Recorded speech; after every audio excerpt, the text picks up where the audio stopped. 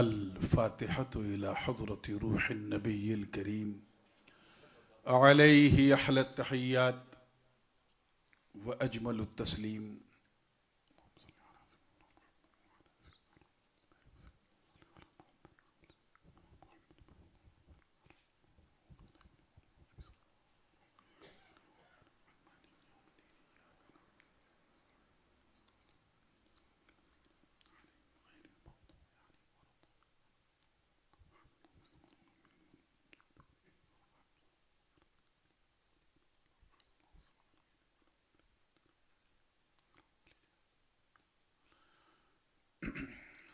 لي خمسة أطفي بها حر الوباء الحاتمة المصطفى والمرتضى وابناهما والفاطمة. غوث اعظم بمن بے سرو ساما مدد قبلہ دی مدد کعبہ ایما مدد معین الدین حسن عالم پناہ بسوبے ماں غریباں یک نگاہ سرورا شاہ کریمہ دستگیرہ اشرفہ حرمت روح پیمبر یک نظر کن سوئے ماں. ہم پہ احمد کا ہو سایہ ہم پہ اشرف کا کرم سیدی مختار اشرف باصفا کے واسطے. قال اللہ تعالی فی شأن حبیبہ الکریم ان اللہ وملائکتہ یصلون علی النبی یا ایہا الذین آمنوا صلوا علیہ وسلموا تسلیما. اللہم صلی علی سیدنا محمد وعلی آل سیدنا محمد وبارک وسلم. سبحان ربک رب العزت عما یصفون وسلام علی المرسلین والحمد للہ رب العالمین. بحق لا الہ الا اللہ محمد رسول اللہ.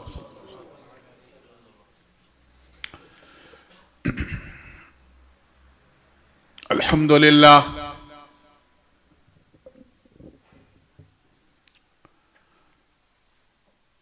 الحمدللہ حق حمدہ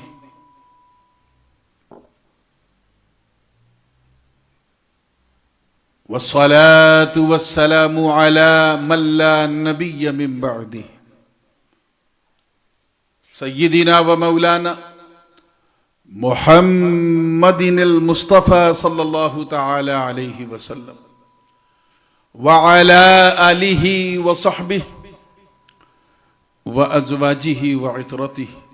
أما بعد فأعوذ بالله من الشيطان الرجيم. بسم الله الرحمن الرحيم. وبشر الصابرين الذين إذا أصابتهم مصيبة قالوا إنا لله وإنا إليه راجعون. أولئك عليهم صلوات من ربهم ورحمة وَأُولَئِكَ هُمُ الْمُهْتَدُونَ. صدق الله العلي العظيم وبلغنا رسوله النبي الأمين الأمي الكريم ونحن على ذلك لمن الشاهدين والشاكرين والحمد لله رب العالمين. آئیے انتہائی عقیدت و محبت کے ساتھ جھوم جھوم کر بارگاہ رسالت والے رسالت میں ہدیہ درود و سلام پیش کریں. پڑھیں اللہم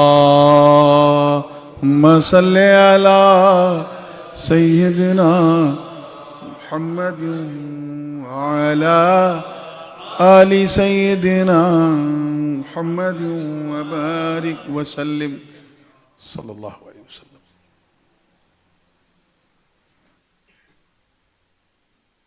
یہ پہلا اتفاق ہے کہ اہل سنت کے اس خوبصورت مرکز، اس مرکزی مرکز میں جس کا نام ہی سنی سینٹر ہے، اس میں حاضری کا شرف حاصل ہو رہا ہے.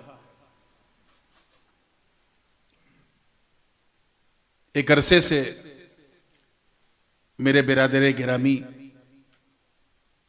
مجاہد اسلام پیر طریقت حضرت علامہ سید شاہ عالمگیر اشرف الاشرفی الجیلانی اس خوبصورت جزیرے موریشس میں آتے رہے، مگر انہوں نے ایک بے حد گہری طور پر جو ہے ایک ضرورت کو محسوس کیا، اور وہ یہ ضرورت تھی کہ ایک ایسا ادارہ قائم کیا جائے جہاں علم و آگہی سے آراستہ بھی کیا جائے اور روحانی طور پر ان کا علاج بھی ہو۔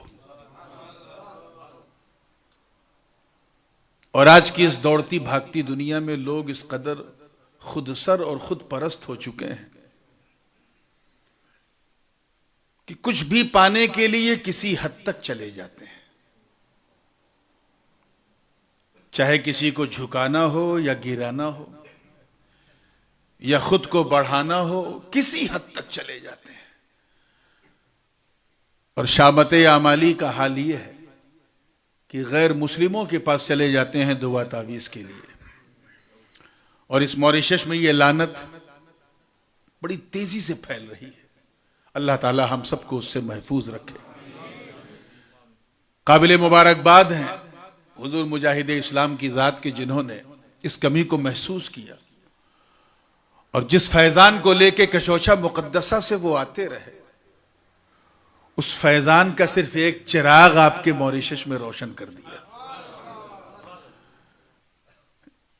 ظاہر سی بات ہے یہ سنی سینٹر ہے، یہ مخدوم پاک کا آستانہ نہیں ہے،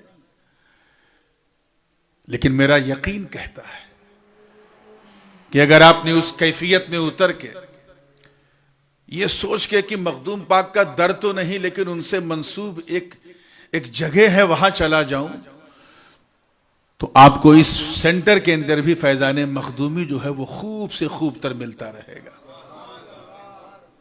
آگے بہت سارے منصوبہ جات ہیں اس کے، اور اس حوالے سے مجھے میرے میزبان مکرم محب گرامی جناب حسان نے مجھے بتایا، اور مجھے پوری امید ہے کہ انشاءاللہ تعالی ڈے بائی ڈے وہ دن بھی بہت جلدی آئے گا جب پورا خواب شرمندہ تعبیر ہوگا، اور یہ واقعی صرف روحانی علاج کا سینٹر نہیں بلکہ واقعی سنی سینٹر ہوگا انشاءاللہ۔ اللہ تعالی ہم سب کے دلوں میں آپس میں محبت و اخوت پیدا فرمائے۔ میں صمیم قلب سے اس کے تمام کارکنان، ذمہ داران اور بالخصوص جو ویل ویشرز ہیں جن کی کاوشوں سے یہ تیار ہوا، ان سب کے لیے اپنی طرف سے بھی اور اپنے بڑے بھائی عالمگیر میاں کی طرف سے بھی شکر گزار ہوں اور دعا گو ہوں کہ مولا کریم ان کے علم میں، عمل میں، صحت میں اور خاص کر ان کے رزق میں برکت عطا فرمائے۔ آمدن برسر مطلب، کیونکہ اب نعت سننے سنانے کا وقت نہیں رہا، اور آپ نے کلام نورانی بزبان موسانی سن لیا، تو اس لیے اب میں نہیں سمجھتا کہ مجھے اب مزید گنگنانے کی کوئی گنجائش ہے۔ میری قیامگاہ پہ آئے تھے جب حسان صاحب اپنے ساتھیوں کو لے کے، تو انہوں نے فرمائش کی تھی، اور میں کوشش کرتا ہوں کہ فرمائش کی آزمائش پہ اتر جاؤں۔ فرمائش یہ کی تھی کہ حضرت کربلا کے بعد کیا ہوا، اس سٹوری کو ہمارے ہاں موریشس میں لوگ نہیں جانتے، اور جو جانتے ہیں وہ بہت کم لوگ ہیں۔ وہ جو ایک شام ہراساں ہے، شام غریبہ ہے، اور وہ کربلا سے کوفہ کا سفر، پھر کوفہ سے دمشقس تک کا سفر، اور پھر دمشقس سے مدینے تک کا سفر، کیسے کیسے حالات سامنے آئے، اگر وہ ضمناً کچھ بیان ہو جائے تو بہت اچھا ہے۔ حالانکہ اس کے کچھ اشارے میں نے اپنے پچھلے کچھ لیکچرز میں کر دیے تھے، لیکن جب فرمائش ہے تو پھر آنا ہی پڑے گا۔ تو آئیے اس سے پہلے کہ میں ذکر شہدائے کربلا اور اس کے بعد جو پسماندگان تھے ان پر کیا گزری، کیسی گزری، ٹیشو ذرا آگے رکھ دینا بھائی، کہ موضوع ہی کچھ ایسا ہے. بیان کروں نبی اور آل نبی پر جھوم جھوم کے ایک مرتبہ پھر درود پاک پڑھ لیں. اللہم صلی علی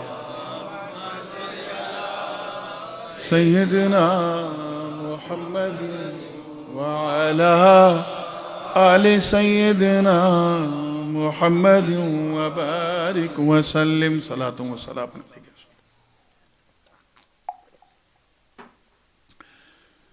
میں نے جس آیہ مبارکہ کی تلاوت کا شرف حاصل کیا،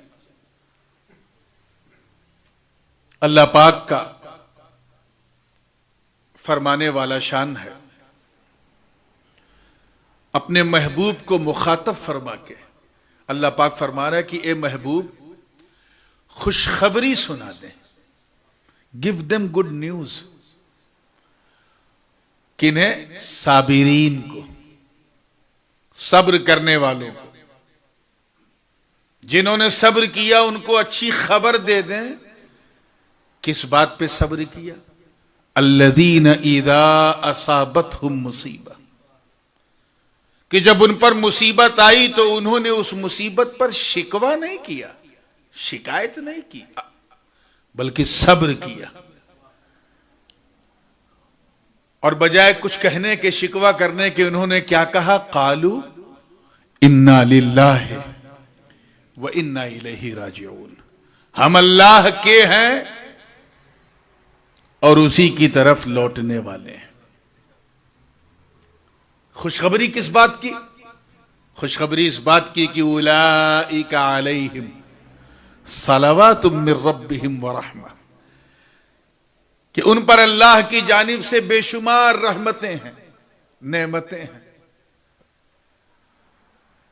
وَأُولَئِكَ هُمُ الْمُهْتَدُونَ، اور یہی لوگ ہدایت یافتہ ہیں. اس بات کی خوشخبری سنا دیں.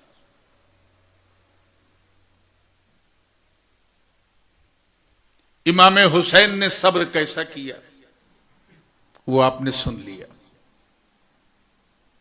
حضرت قاسم بن حسن کی جوانی کس طرح چھین لی گئی، مختصر ہی صحیح لیکن اس کا کوئی حصہ آپ نے ضرور سن لیا. شبیہ مصطفیٰ جناب علی اکبر کا کیا حال ہوا وہ بھی سن لیا. حضرت علی اصغر کا بچپن چھین لیا گیا یہ بھی آپ نے سن لیا. آج ایک قدم آگے بڑھ کے کہ جس وقت امام حسین علی جدہ علیہ السلام کا سر پاک جسم سے الگ ہوا، ظالموں نے اس پر بھی بس نہیں کیا کہ چلو ٹھیک ہے اپنا کام ہو گیا ختم کریں، نہیں، بلکہ اسے نوک نیزہ پہ بلند کیا. اور ساتھ ہی ساتھ حضرت عباس علم بردار کا بھی سر پاک نوک نیزہ پہ بلند، حضرت قاسم بن حسن کا بھی سر، حضرت علی اکبر کا بھی سر، تمام اہل بیت کے لوگوں کا اور تمام اعوان و انصار اہل بیت جو جو شہید ہوئے سب کے سروں کو نوک نیزہ پہ بلند کر کے اٹھایا اور اپنی جیت کا جشن اس طرح منا رہے تھے کہ ڈھول تاشے نگاڑے بھی بجا رہے تھے. ہم جیت گئے، ہم جیت گئے اس کے ترانے پڑھ رہے تھے. یہاں تک بھی ہوتا تو بندہ صبر کر لیتا، مگر ظالموں نے ایک قدم اور آگے بڑھ کے سیدانیوں کو وہاں سے کھینچ لیا. وہ عورتیں جن کے گھروں میں جبریل بھی without knocking the door can't enter، ان کو ان کے خیمے سے نکال لیا، خیمے کو آگ لگا دی، کچھ تھا ہی نہیں. جتنی آزمائشوں کے طریقے ہوتے تھے ہر آزمائش سے خاندان نبوت گزر رہا. حضرت سکینہ بھی اسی غم میں ہے کہ وہ اپنے ننھے علی اصغر کو پانی نہیں پلا سکی. جناب سکینہ اور علی اصغر ایک باپ سے تو تھے ہی، ایک ماں سے بھی تھے. دونوں کی ماں حضرت ام رباب تھی. ابھی کیفیت ایسی تھی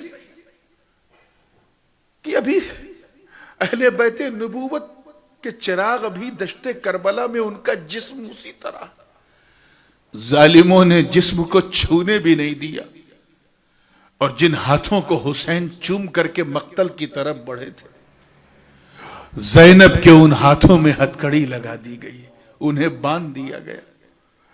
حضرت سجاد عابد بیمار تھے، مگر انہیں بھی گرفتار کر لیا گیا، اور اونٹ کی ننگی پیٹھ پر شہزادیوں کو بٹھایا گیا۔ جلوس وہاں سے نکلا، ایک عجیب ماتم کدا تھا، شام غریبہ آ چکی تھی، نبی کا کلمہ پڑھنے ہی والے نبی کے گھر کے بچوں کے ساتھ ایسا کر رہے تھے۔ ادھر ابن سعد اس جلدی میں تھا کہ جلدی سے کوفہ پہنچ کر حسین کا سر دکھا کر کے انعام حاصل کرنے، کیونکہ اسے رے کا گورنر بننا تھا۔ ادھر شمر ہو، ابن سنان ہو، ہرملہ ہو، سب کو اجلت تھی، سب بہت جلدی میں تھے کہ جلدی جلدی کوفہ پہنچے، اور ادھر ایک نظر کوفے کی طرف نگاہ، اور زینب اپنے مقتولین کا چہرہ دیکھ رہی، کبھی قاسم کا چہرہ، کبھی علی اکبر کا چہرہ، کبھی علی اصغر کا، کبھی بھیا حسین کا، اور اسی کیفیت میں حضرت زینب رو رہی ہے۔ آگے بڑھی تو کچھ کوفیوں کو بعد میں احساس ہوا، وہ اپنے آپ کو توابین کہہ رہے تھے، توبہ کرنے آئے تھے، انہیں بعد میں احساس ہوا کہ ہم سے بہت بڑا گناہ ہو گیا ہے، چلو اس سے پہلے کہ ابن زیاد کے محل میں یہ قافلہ پہنچے، چلو چل کر کے ان سے معافی مانگ لیتے ہیں۔ وہ کوفہ کے وہ ضمیر فروشوں نے فیصلہ کیا اور وہ آئے۔ تاریخ گواہ ہے میرے دوستوں کہ جیسے ہی جناب زینب کی نظر ان پہ پڑی تو کوفی رو رہے تھے اور اپنا سینہ پیٹ رہے تھے۔ They were beating themselves. واہ حسینہ واہ حسینہ کر رہے تھے، ہائے افسوس کر رہے تھے، معافی مانگ رہے تھے۔ اسی منظر کو دیکھتے ہوئے علی کی بیٹی کو جلال آ گیا، اور جناب زینب نے انہیں دعائے ہلاکت کی اور کہا بدبختوں، اس وقت کہاں تھے؟ اس وقت کہاں تھے جب علی اکبر کو شہید کر دیا گیا؟ اس وقت کہاں تھے جب قاسم کی جوانی لوٹ لی گئی؟ اس وقت کہاں تھے جب میرے بھائی حسین کو چاروں طرف سے گھیر کے ان پر تیروں کی برسات کر دی گئی؟ اس وقت کہاں تھے جب عابد بیمار بخار کی شدت میں تڑپ رہے تھے اور پینے کے لیے there was no drop of water؟ اس وقت کہاں تھے جب سکینہ دامن عباس کو تھام کے الاتش پیاس تھست کر رہی تھی؟ اس وقت کہاں تھے؟ آج جب میرا پورا کنبہ لٹ گیا ہے تو مذاق بنانے آئے ہو؟ اے سینہ پیٹنے والوں، اے کفے افسوس ملنے والوں، اے سینہ پیٹ کر ماتم کرنے والوں، تجھے حسین کی بہن علی کی بیٹی جس نے فاطمہ کا دودھ پیا آج تجھ سے کہہ رہی ہے کہ تم اور تمہاری نسلیں اسی افسوس میں قیامت تک سینہ پیٹتی رہیں گی، ساتھ وہ ہوں گے جنہوں نے کربلا میں ہمیں نہیں چھوڑا۔ آج دیکھو پوری کوفی قوم جو ہے وہ محرم میں سینہ پیٹ کے ماتم کرتی ہے، لیکن زینب نے تو پہلے ہی کہہ دیا کہ جب آنا تھا تو تم آئے نہیں، اب سینہ پیٹنے سے کچھ ملنے والا نہیں۔ حضرت سجاد ابھی مکمل طور پہ ٹھیک نہیں ہوئے تھے، لیکن اسی کیفیت میں انہیں وہاں لے جایا گیا۔ اب ذرا اس جلوس کو محسوس کرو کہ آگے آگے شہداء کے سر ہیں اور ان کے پیچھے پیچھے ان پسماندگان، ان غریبان وطن کی سواری ہے، اور وہ سواری ہولے ہولے آگے بڑھتے بڑھتے کوفہ کی طرف جا رہی، اس کوفہ شہر کی طرف جہاں بے دردی سے حضرت مسلم بن عقیل کو شہید کر دیا گیا تھا۔ وہ کوفہ شہر جہاں مسلم بن عقیل کے دونوں بچے پوری رات دوڑتے دوڑتے دوڑتے دوڑتے کوفہ ہی میں رہے، اور پھر دریائے فرات کے کنارے دونوں بچوں کو ایک ہی ضرب تلوار سے شہید کر دیا گیا۔ وہ کوفہ جہاں نماز پڑھاتے وقت جب مسلم بن عقیل نے سلام پھیرا تو پیچھے ہانی ابن عروہ کے سوا کوئی نظر نہیں آیا۔ ایسے بے وفا کوفیوں کی طرف قافلہ سیدوں کا جا رہا تھا۔ ایک خاتون تھی بوڑھی، ان کا نام شیرین تھا۔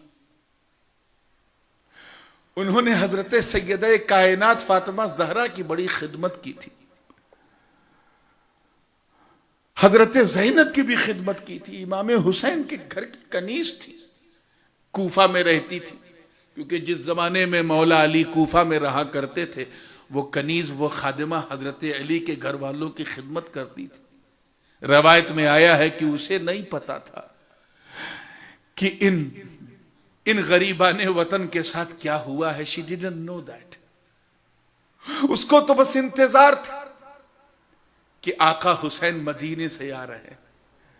اسے نہیں معلوم تھا کہ ظالموں نے راستے میں کربلا ہی میں اکٹھا کر کے انہیں 3 دن بھوکا پیاسا رکھ کے شہید کر دیا۔ وہ تو بہت تیاری کر رہی تھی، اس نے یہ سفارش کی کہ اس سے پہلے کہ دیوان ریاست کی طرف جلوس جائے، جب حسین آئے تو سب سے پہلے میرے گھر آئے۔ انہوں نے اپنے گھر میں مجھے پناہ دی، میں ان کو اپنے گھر میں پناہ دوں گی۔ I want to become a host of the family of Imam Hussein۔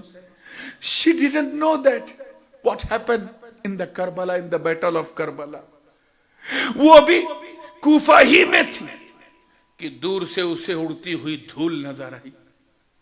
وہ دوڑتے دوڑتے کوفہ شہر سے باہر نکلی اور دھول قریب نظر آئی، اور تیز دوڑتے دوڑتے آگے گئی۔ جب بالکل قریب پہنچی تو دیکھتی ہے کہ آگے نیزے ہیں، ان میں سر ہے، شہداء کے سر ہے، وہ دور سے پہچان نہیں سکی۔ جب اور قریب پہنچی تو حضرت زینب نے اس خاتون کو پہچان لیا۔ اس نے کہا، اے خاتون تو نہیں دیکھ سکتی، ہمیں پیچھے آ۔ جناب زینب نے اپنی سواری کو آگے بڑھانے کی کوشش کی تاکہ اسے روک سکے، مگر یزیدیوں نے روک لیا زینب کو۔ اور جس گھڑی اس خاتون نے سر حسین دیکھا اور وہ انجام سنا، اسی کیفیت میں اس پر ایسا کیف طاری ہوا کہ اسی وقت وہ بے ہوش ہو گئی۔ پانی ڈالا گیا، ہوش میں آئی، پھر دیکھی بے ہوش ہو گئی، پھر پانی ڈالا گیا، ہوش میں آئی، پھر نظر پڑی، بے ہوش ہو گئی۔ اس طرح سے روایت میں ہے کہ 3 سے 4 مرتبہ وہ ہوش میں آتی تھی، بے ہوش ہوتی تھی۔ اس کے بعد اچانک ایسا بے ہوش ہوئی کہ اس کی روح اس کے جسم سے پرواز کر گئی۔ وہ حسین کے غم میں اتنا مغموم ہو گئی کہ اس دنیا سے رخصت ہو گئی۔ انا للہ و انا الیہ راجعون۔ یہ بتانے کا مقصد یہ تھا کہ پورا کوفہ ایسا نہیں تھا، کوفے میں کچھ تھے جنہیں غم حسین ایسا کھا گیا تھا کہ حسین کا کٹا ہوا سر دیکھ کر وہ شیرین، وہ خاتون برداشت نہیں کر سکی۔ اس کے بعد جلوس دیوان ریاسہ کی طرف گیا۔ ابن زیاد کے سامنے ٹیبل پر حسین کا سر رکھا۔ سر ایسا تھا جو دھول اور ریت سے الجھا ہوا تھا، بال حسین کی زلفیں حسین کے سر کے آگے تھی، چہرہ لہو لہان تھا، اور ابن زیاد جو ہے مسکرا کر ابن سعد کو مبارکبادی دے رہا تھا، اور کہہ رہا تھا کہ فوراً اس سر کو، اس معاذ اللہ میں اس جملے کو کیسے دہراؤں، کہہ رہا تھا اس باغی کے سر کو فوراً امیر المومنین یزید کے پاس لے جاؤ معاذ اللہ۔ چند لمحے تک وہ سر حسین وہاں رہا، اس کے بعد وہاں سے روانہ ہوا۔ ابھی کوفہ کے گورنر ہاؤس سے جلوس آگے بڑھا ہی تھا کہ ایک گرجا گھر آیا۔ پادری نے جب یہ منظر دیکھا، پادری یعنی فادر نے، تو اس نے کہا یہ کون لوگ ہیں؟ یہ کیسا جلوس ہے؟ یہ اتنا غم، اتنا سیڈ ماحول کیوں ہے؟ اور آخر یہ جو سر نظر آ رہے ہیں یہ کس کے ہیں؟ تو کسی ابن زیادی نے کہا، یزیدی نے آگے بڑھ کے، غالباً خولی نے، کہ یہ باغی حسین کا سر ہے، معاذ اللہ رب العالمین، اور اس نے حکومت کے خلاف بغاوت کی، اسی لیے یزید کے حکم پہ ہم نے اس کے سر کو جسم سے الگ کر دیا ہے۔ اس پادری نے حسین کا نام سنا تھا، کہا حسین کون؟ نام بتاؤ کس کے بیٹے؟ کہا حسین ابن علی کا سر ہے۔ اتنا سننا تھا، ایسا لگا جیسے اس پادری کے پاؤں سے زمین ہل گئی ہو۔ اس نے کہا بدبختوں، میں مسلمان نہیں ہوں، مگر میں نے تورات اور انجیل پڑھی ہے، میں نے نبی آخر الزمان اور ان کے خاندان کے چرچے میں نے سنے، میں حضرت داؤد علیہ السلام کا 70th ڈسینڈنٹ ہوں، لیکن میری قوم میری اتنی عزت کرتی ہے کہ آج بھی میرا ہاتھ پیر چومتی ہے، اور تم اتنے بدبخت کہ جس نبی کا کلمہ پڑھتے ہو اسی نبی کے دل کے چین، اسی کے حسین کو قتل کر دیا۔ تم تو بڑے ذلیل لوگ معلوم ہوتے ہو۔ اتنا اس پادری نے کہا تو کہ یزیدی نے آگے بڑھ کے کہا کہ لیکچر مت دے، ہمیں آگے بڑھنے دے۔ کہا نہیں، اب اتنی جلدی آگے نہیں بڑھنے دوں گا۔ ارے ذرا حسین کا سر تو دیکھو، یہ وہی سر ہے نا جسے نبی چوما کرتے تھے، وہی گردن ہے نا جسے سونگھا کرتے تھے، وہی ہونٹ ہے نا جن میں اپنے چبائے ہوئے لقمے نبی اتارا کرتے تھے۔ میں اس حالت میں حسین کو جانے نہیں دے سکتا، مجھے ایک رات کے لیے دے دو، اس کے بعد لے جانا۔ وہ پیسوں کے لالچی یزیدی انہوں نے کہا ٹھیک ہے ہم دیں گے، لیکن پہلے ہمیں پیسہ تو دو۔ کتنا لوگے؟ کہا 500 دینار سے کم نہیں لیں گے۔ 500 دینار means 500 coin of gold، سونے کے سکے۔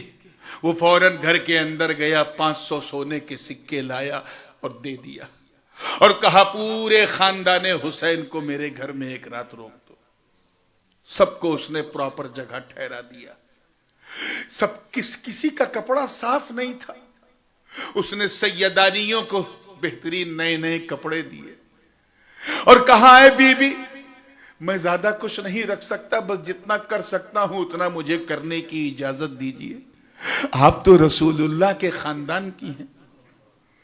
حضرت زینب، حضرت ام یعلا، ام رباب، شہر بانو، سکینہ، تمام کنیزان اہل بیت، سب نے کپڑے پہنے، اور کپڑے پہننے کے بعد سب کو کھانا کھلایا، اچھے اچھے بستر پہ سب کو لیٹایا۔ جب سب سو گئے تو اس کمرے میں پہنچا جس کمرے میں حسین کا سر تھا۔ توجہ چاہوں گا، جس کمرے میں حسین کا سر تھا اس نے بڑی عزت سے رکھا تھا، اس کمرے میں وہ پہنچا۔ پہنچ کے دیکھا تو جب سر حسین پہ نظر پڑی اور تنہائی میں دیکھا تو couldn't control himself and started to cry، اور کہتے کہتے حسین کے سر کو اپنے سینے سے لگا لیا۔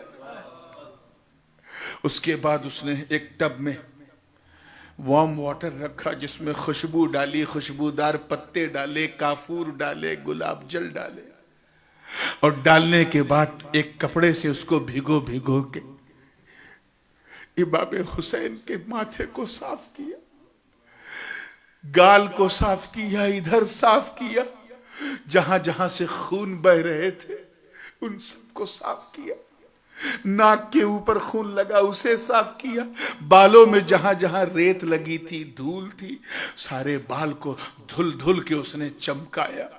وہ روتا رہا آنسو بہاتا رہا، اور کبھی ادھر صاف کر رہا ہے ادھر صاف کر رہا ہے۔ اس کے بعد اس نے کنگھی کیا امام حسین کے سر پر، زلفوں کو سدھارا، اسے پراپر وے میں کیا۔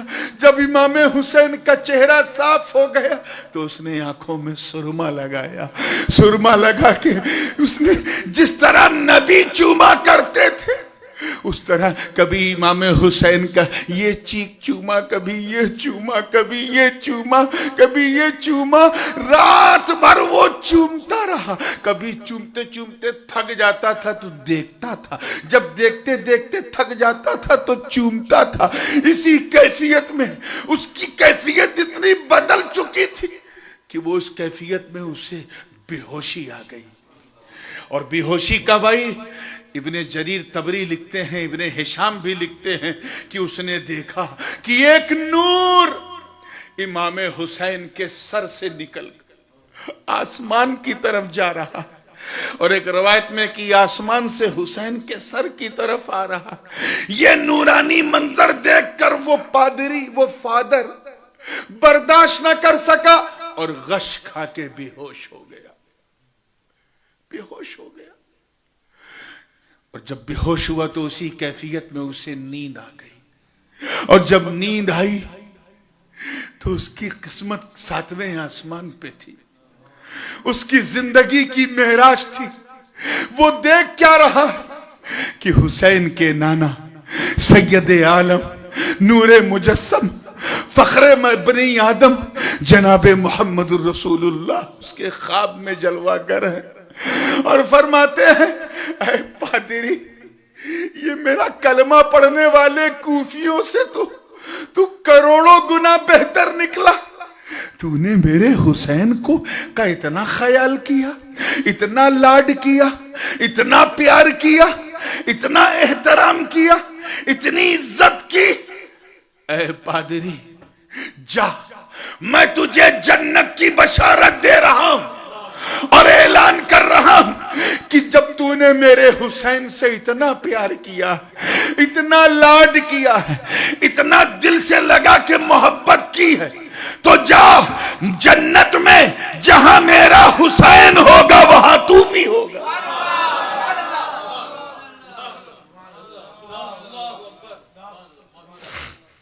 جنت میں جہاں میرا حسین ہوگا وہاں تو بھی ہوگا۔ کلمہ شہادت حضور نے خود پڑھوایا، اس نے کہا اشہد ان لا الہ الا اللہ واشہد ان محمدًا عبدہ ورسولہ۔ البنایہ والنہایہ میں ایک روایت موجود ہے کہ جب صبح ہو گئی اور یزیدیوں نے دروازہ نوک کیا، وہ پادری اس غم کو برداشت نہ کر سکا۔ اب وہ پادری نہیں تھا، اب تو مشرب قادری پہ تھا، اب تو اس پر انوار برس چکے تھے۔ اس نے مصطفیٰ کے رخ والضحیٰ کو دیکھ لیا تھا، جنت کی لذت اس نے محسوس کر لی تھی، حسین کے احترام کا اسے ثواب مل چکا تھا، اس کا مقدر، اس کا دل بدل چکا تھا۔ جیسے ہی خولی یا ہرملہ نے آگے بڑھ کے کہا کہ لاؤ لاؤ اب ہمیں آگے جانا ہے، وہ شخص جو ہے وہ رونے لگا۔ اس نے کہا خدا کے لیے اتنی جلدی مت کرو، اتنی جلدی مت کرو، ابھی تو میں نے جی بھر کے حسین کو دیکھا ہی نہیں۔ آپ ذرا سوچے، رات بھر وہ چومتا رہا اور کہہ رہا ابھی تک میں نے حسین کو جی بھر کے دیکھا ہی نہیں۔ میں سوچ میں پڑ گیا کہ آخر اس نے ایسا کیوں کہا کہ ابھی تک میں نے حسین کو جی بھر کے دیکھا نہیں۔ نہلایا تم نے حسین کو، کنگھی کیا تم نے حسین کی، سرما لگایا، چوما چاٹا، پیار کیا، اور کہہ رہے ابھی تک میں نے حسین کو جی بھر کے دیکھا نہیں۔ میں اسی خیال میں تھا، تب تک اس کی روحانیت نے مجھے جواب دے دیا۔ گویا وہ شخص کہہ رہا ہے کہ اے لوگوں، جب میں احترام کر رہا تھا تب تو میں پادری تھا، پادری، اس لیے تب کا دیکھنا اور ہے، اب کا دیکھنا اور ہے، اب تو میں غلام حسین بن کر کے دیکھ رہا ہوں۔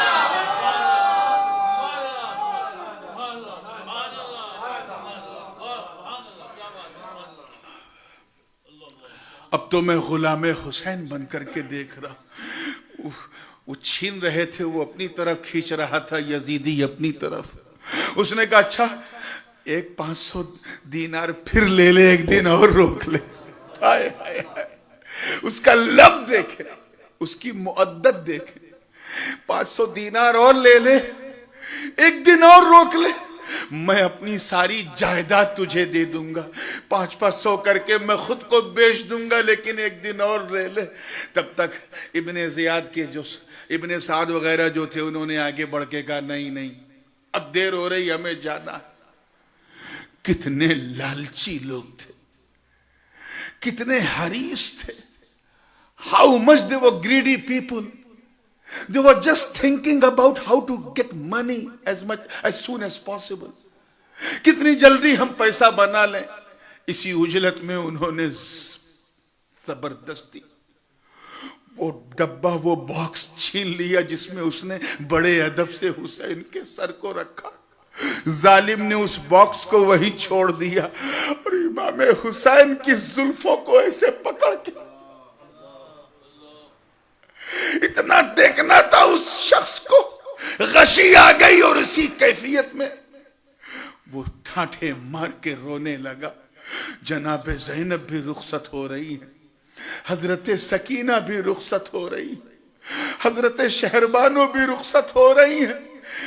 البنایہ والنہایہ اور تاریخ ابن کثیر جو آپ پڑھ ڈالیں، روایت موجود ہے کہ جیسے ہی اس چرچ سے باہر نکلے، اچانک اس چرچ کے مغربی دیوار پہ، جو پسچم کی دیوار ہے، اس دیوار پہ 2 عربی کے مصرے آ کے چھپ گئے. ایسا لگا جیسے عرش سے اتر کر قدسی فرشتوں نے اپنے ہاتھ سے لکھ دیا ہو. اور وہ شعر کیا تھا؟ اترجو امت قتل الحسین شفاعت جدہ یوم الحساب. کہ اے امت، حسین کو قتل کر کے تم حسین کے نانا کی شفاعت کی امید رکھتے ہو قیامت کے دن. ارے اے نماز پڑھنے والو، اے روزہ رکھنے والو، اے حج کر کے بھی، زکوٰۃ دے کے بھی حسین کا خون بہانے والو، عزت رب کعبہ کی قسم، تمہاری نمازیں تمہارے منہ پہ مار دی جائیں گی، تمہارا حج تمہارے منہ پہ مار دیا جائے گا، تمہاری زکاتیں تمہارے منہ پہ مار دی جائیں گی. کیونکہ جس جنت میں جانے کے لیے تم یہ نیکیاں کر رہے ہو، اس جنت کے مالک کا نام حسین ہے.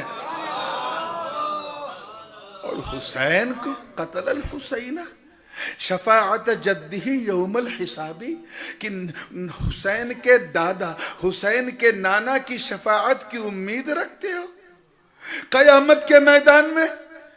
اس شعر نے یہ سبق دیا ہے کہ ظالموں، تم نے بہت گھاٹے کا سودا کیا.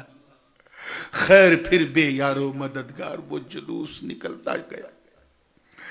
آپ کو اندازہ ہے کوفہ عراق میں ہے اور شام بہت دور دمشق سے اونٹ کی ننگی پیٹھوں پہ بٹھا کر کے سیدانیوں کو لے جایا جا رہا تھا. رات و دن کا سفر کٹتا رہا.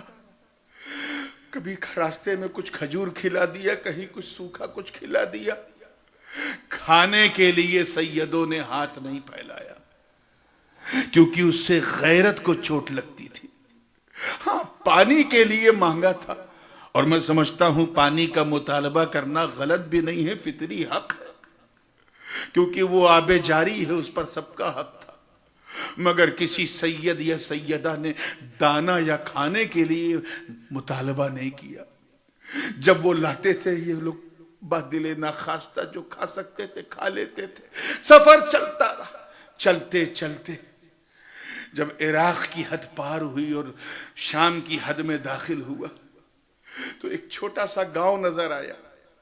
وہاں ایک صحابی رسول رہا کرتے تھے رضی اللہ عنہ. تاریخ میں ان کا نام الگ الگ ہے، کسی نے مالک اشتر بتایا، کسی نے زید بن ارقم بتایا، کسی نے کچھ بتایا، اس لیے میں صحابی کہہ رہا ہوں. ایک صحابی تھے. انہوں نے جب یہ لٹا پٹا قافلہ دیکھا تو قریب آئے. وہ روایت کرتے ہیں کہ میں نے نزدیک سے دیکھا کہ ظالم یزیدی لوگ اپنے جھولوں میں پتھر کے ٹکڑے لے کے چل رہے تھے، اور جب کسی گاؤں سے گزرتے تھے تو 2-4 ٹکڑے وہاں کے لڑکوں کو بانٹ دیتے تھے اور کہتے تھے ان سروں کو مارو، انہیں رجم کرو۔ آپ ذرا سوچیں، مجھے بڑی مشکل میں ڈالا ہے حسان نے۔ میں کبھی بھی معرکہ کربلا بیان کرتے وقت شہادت کے بعد کا منظر نہیں بیان کرتا، مگر انہوں نے آج فرمائش کی تھی۔ میں کوشش کر رہا ہوں، میری اس ہمت کے لیے بھی آپ دعا کیجئے گا کہ میں کم سے کم دمشق تک جو ہے اس واقعے کو مکمل بیان کر سکوں۔ پتھر سے مار رہے تھے، یہ منظر دیکھ کے وہ صحابی رسول چیخ اٹھے۔ انہوں نے لڑکوں کو روکا لیکن لڑکے نہیں رک رہے تھے۔ اس کے بعد وہ صحابی رسول پردہ دار خواتین کی طرف پہنچے۔ حضرت زینب نے اپنے بالوں سے اور اپنی اوڑھنی سے اپنے چہرے کو چھپا رکھا تھا۔ جناب سکینہ تو صرف 9 سال کی تھی، لیکن حیا کی پیکر سکینہ نے بھی خود کو چھپا رکھا تھا۔ تمام اہل بیت نبوت کے چراغ اپنے سروں کو چھپا رکھے تھے۔ صحابی رسول جب آگے آئے، انہوں نے عرض کیا، اے شہزادی رسول، اے فاطمہ بنت رسول کی بیٹی، اے زینب، حکم دیجئے میں آپ کی کیا خدمت کر سکتا ہوں، حکم دیجئے۔ حضرت زینب بولی، اب کیا کرنا ہے؟ دیکھو ہاتھ جکڑ دیے گئے ہیں، پاؤں بند کر دیے گئے ہیں، گھوڑے کی ننگی پیٹھ پر ہمیں بٹھا دیا گیا ہے، تم کر ہی کیا سکتے ہو؟ کاش تم کربلا آتے تو کچھ کر لیتے۔ مگر صحابہ کی تو ایک بہت بڑی جماعت نے مدینے ہی میں رکنا مناسب سمجھا، ایک جماعت نے مکے ہی میں رکنا مناسب سمجھا، اور اس کی وجہ یہ بھی تھی کہ کسی کو پتہ بھی نہیں تھا کہ کربلا ہوگا اور ایسے حالات ہوں گے۔ اسی لیے حضرت عبداللہ ابن عمر بھی نہیں آئے، عبداللہ ابن مسعود بھی نہیں آئے، عبداللہ ابن زبیر بھی نہیں آئے، عبداللہ ابن عباس بھی نہیں آئے، بڑے بڑے اجلے صحابہ، کیونکہ کسی کو نہیں اندازہ تھا کہ تخت کی لالچ میں یزید اس حد تک جا سکتا ہے۔ اس صحابی کو بھی اس بات کا اندازہ نہیں تھا، اس لیے جب کٹے ہوئے سروں کو دیکھا اور ان کے جھرمٹ میں آگے آگے امام حسین کے سر کو دیکھا تو وہ برداشت نہ کر سکے، اور انہوں نے کہا کچھ تو آپ حکم دیجئے، لیکن انہوں نے کہا نہیں، ہمیں تمہاری کسی مدد کی ضرورت نہیں۔ تب تک جناب سکینہ بولی، اگر کچھ کر سکتے ہو تو بس اتنا کرو کہ یہ جو پتھر بانٹے جا رہے ہیں انہیں رکوا دو۔ جب بھی کوئی پتھر میرے بابا کے سر کی طرف آتا ہے تو میرا دل ہل جاتا، میرا دل ہل جاتا، میں برداشت نہیں کر سکتی۔ میں اتنا کر دو بابا کہ یہ پتھر جو بانٹ رہے ہیں، یہ سٹوننگ جو ہو رہی، یہ سٹوننگ رکوا دو۔ وہ شخص گیا، اس نے کچھ پیسے دیے صحابی رسول نے، سٹوننگ رک گئی۔ تھوڑی دیر کے بعد پھر وہ آئے، کہا بی بی کوئی حکم ہو تو بتاؤ۔ کہا نہیں اب کچھ نہیں، ایک احسان کر دو، بس صرف ایک احسان۔ میں رسول اللہ کی نواسی سکینہ ساری زندگی تیرا یہ احسان مانوں گی، بس ایک احسان کر دو۔ کہا بولو بی بی کون سا احسان؟ کہا ان لوگوں نے جان بوجھ کر ہمارے اونٹوں کو بالکل میرے بابا کے سر کے سامنے رکھا، ہم سر اٹھاتے ہیں تو بابا کا سر دکھتا ہے، ہم یہ برداشت نہیں کر پا رہے۔ اگر کچھ کر سکتے ہیں تو اتنا کر دو کہ ان ظالموں سے کہہ دو کہ میرے بابا اور میرے چچا عباس، ان دونوں کا سر ذرا ہمارے سواری سے تھوڑا آگے کر دے، ہم ان کے سروں کو دیر تک نہیں دیکھ پا رہے۔ اس نے پھر کچھ سکے نکالے چاندی کے، سونے کے، اور لالچی ظالموں کو دیے، اور اتنا اثر ہوا کہ ان سروں کو تھوڑا آگے کر دیا گیا۔ آگے راوی بیان کرتے ہیں کہ جیسے ہی کوف شہر دمشق، جس کو اردو میں دمشق اور عربی میں دمشق کہتے ہیں، جیسے ہی اس شہر میں یہ قافلہ روانہ ہوا تو شہر کا ماحول بالکل بدلا ہوا تھا۔ یزید بدبخت نے پورے شہر کو سجا رکھا تھا، چراغاں تھا، لائٹنگ تھی۔ اس زمانے میں جو چراغ جلتے ہیں، اور پورے شہر میں یہ ڈھڈورا پیٹا جا رہا تھا کہ یزید کی حکومت کا جو سب سے بڑا باغی ہے معاذ اللہ مولا حسین کے سر کو کاٹ دیا گیا ہے اور یزید کے دربار میں لے جایا جا رہا ہے۔ جب یہ منظر جناب زینب و سکینہ نے دیکھا تو ان کی سسکیاں رکنے کا نام نہیں لے رہی تھی۔ وہ چیخ چیخ کے یہی کہہ رہی تھی کہ ایک تو ظلم و ستم، اوپر سے بھوکا پیاسا رکھا، اور سب سے بڑا ظلم یہ کہ ہم مظلوموں پر کیے گئے ظلم کا تم مذاق اڑا رہے۔ حضرت سجاد کی بھی طبیعت تب تک سفر لمبا تھا، بہتر ہو چکی تھی۔ قافلہ کسی طرح ہولے ہولے دربار یزید میں پہنچا۔ عجیب کیفیت، جامع اموی ہے، دربار یزید ہے، اور وہاں رسول اللہ کے شہزادوں کو ہاتھ باندھ کر کے ہاتھوں میں ہتھکڑیاں لگا کے پیش کیا جا رہا ہے۔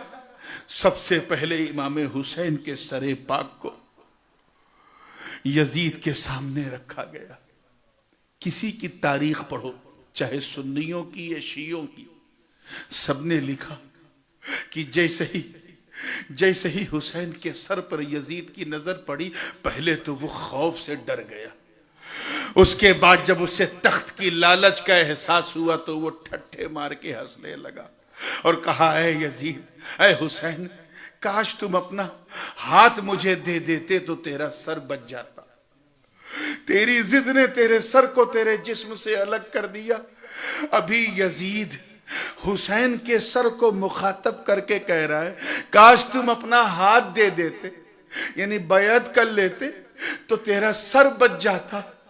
اور ادھر خاموش حسین کا سر، خاموش حسین کا سر، لہو لہان حسین کا سر، یزید کو یہ پیغام دے رہا ہو عالم خیال میں کہ اے یزید، تو میرے ہاتھ کی قیمت کو نہیں جانتا، میرے ہاتھ کی قیمت کو نہیں جانتا۔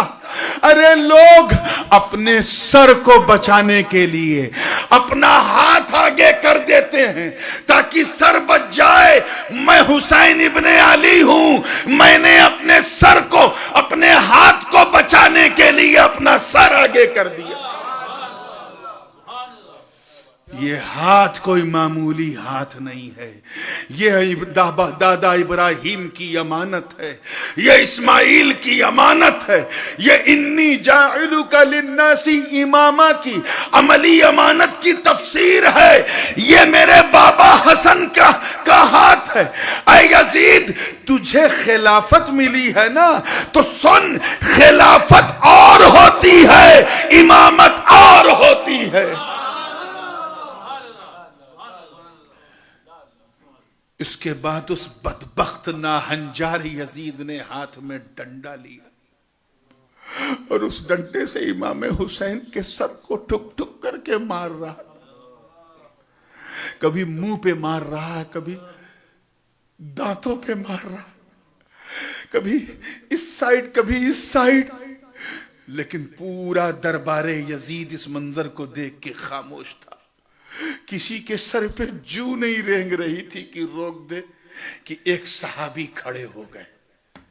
اب اس میں روایت حضرت زید بن ارقم رضی اللہ تعالیٰ عنہ، ان کی غیرت ایمانی نے برداشت نہ کیا، کھڑے ہو گئے۔ کب اے یزید رک جا، امیر المومنین نہیں کہا، خلیفۃ المسلمین نہیں کہا، اے یزید رک جا، رک۔ تو ڈنڈے سے کسے مار رہا ہے معلوم ہے؟ خدا کی قسم، میں نے ان آنکھوں سے رسول اللہ کو دیکھا ہے چومتے ہوئے، اس گردن کو چومتے ہوئے میں نے خود دیکھا ہے۔ رک جا، یہ کہتے ہوئے حضرت زید بن ارقم کھڑے ہوئے، مزاحمت کی۔ ظالموں نے انہیں بھی کنارے کر دیا، اور جہاں پر سارے اسیران کربلا کھڑے تھے وہاں اس صحابی کو بھی کھڑا کر دیا۔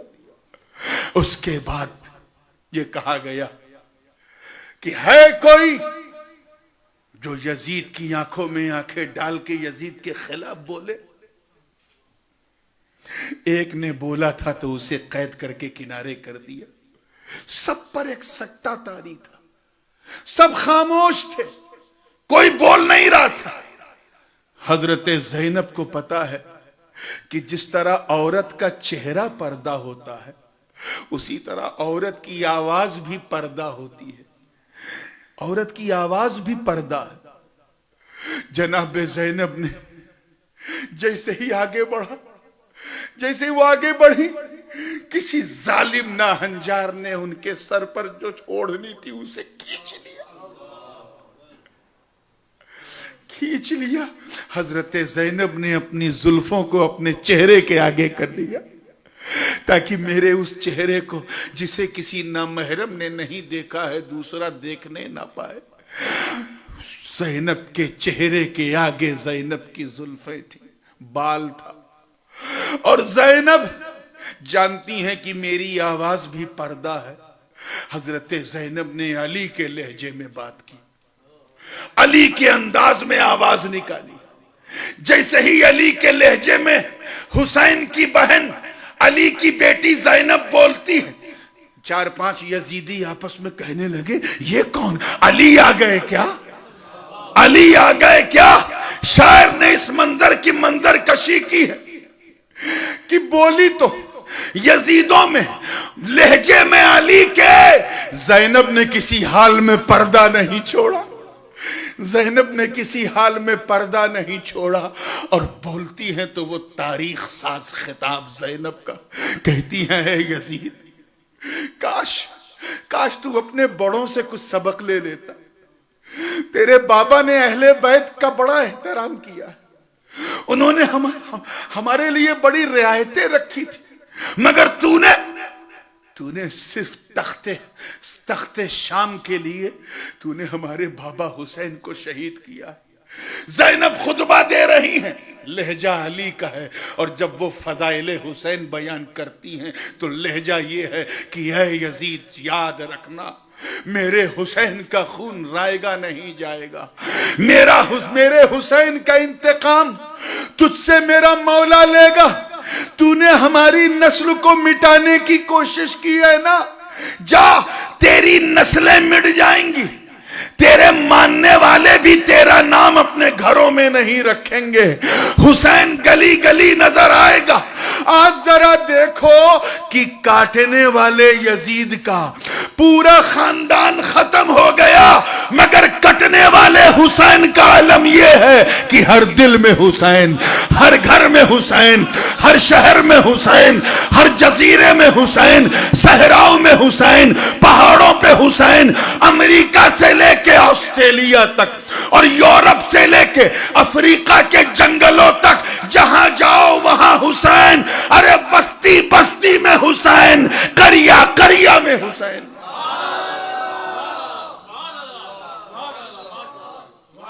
حضرت زین العابدین نے بھی خطاب کیا.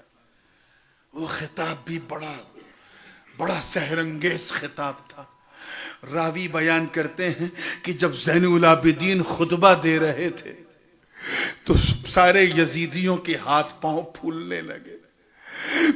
کوئی ہتھیار زین العابدین کے پاس نہیں تھا، وہ تو قید میں تھے، ہاتھ بند تھے، لیکن لہجے میں ایسی کھنک تھی، ایسی گرج تھی علی کے پوتے کے لہجے میں کہ تخت شام اور قصر شام ہل رہا تھا.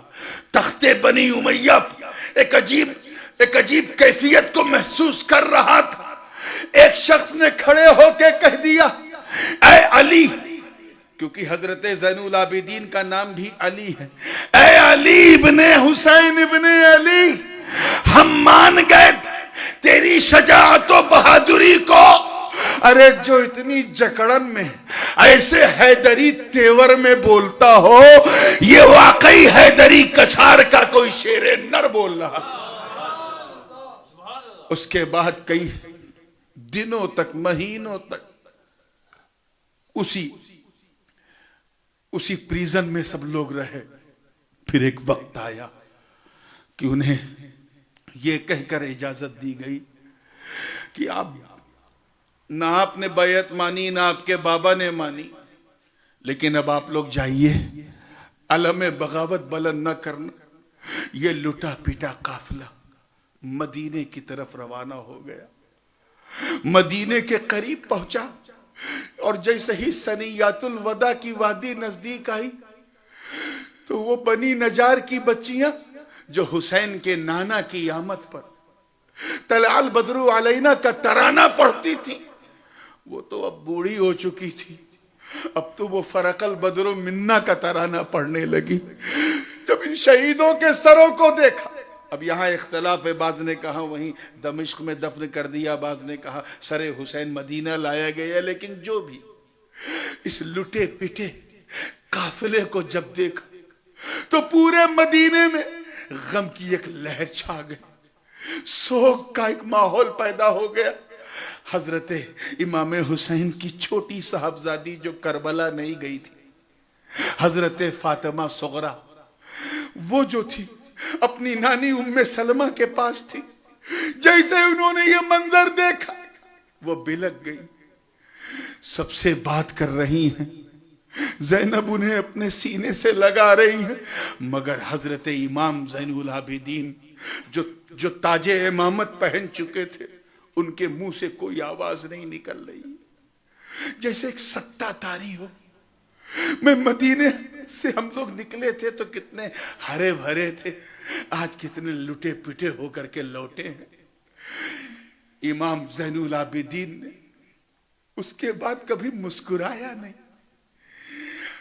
سن 61 کا یہ واقعہ ہے، اور سن 95 ہجری میں امام زین العابدین کا انتقال ہوتا ہے، یعنی اس کے بعد 24 سال تک وہ زندہ رہے۔